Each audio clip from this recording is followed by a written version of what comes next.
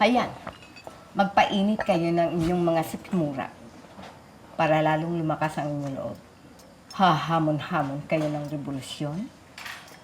Pagkatapos ay konting pagod at puyat lang, aayaw na kayo.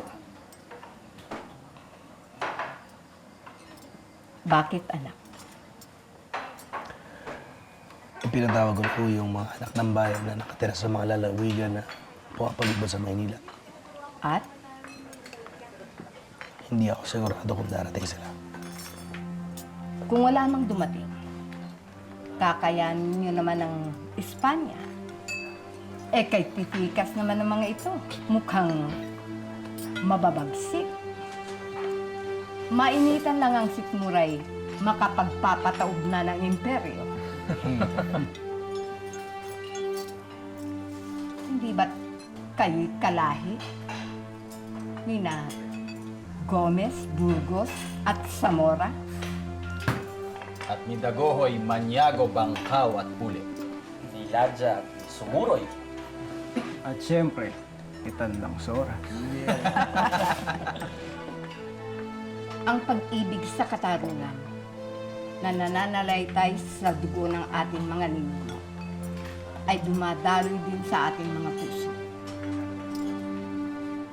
Alam mo ba, Senyor Andres, na noong kabataan ko, ako'y isang mga aawit at madalas na ako'y nahihirang na reyna ng Santa Cruzan.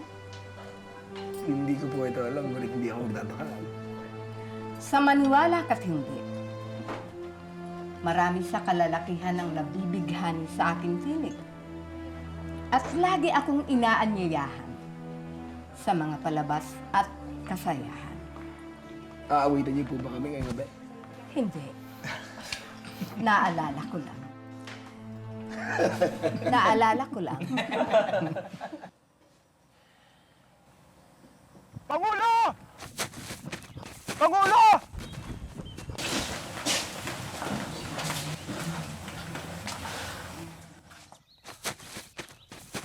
Andito na po sila!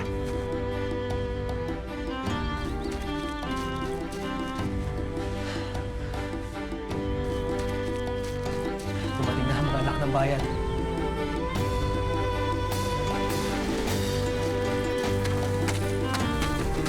Malaki-laking handaan ito.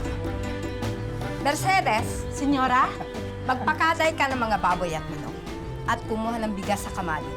Magsaing ng marami. Bakit, Senyora? Mayroon po bang piyesta? Ngayon din po, Senyora.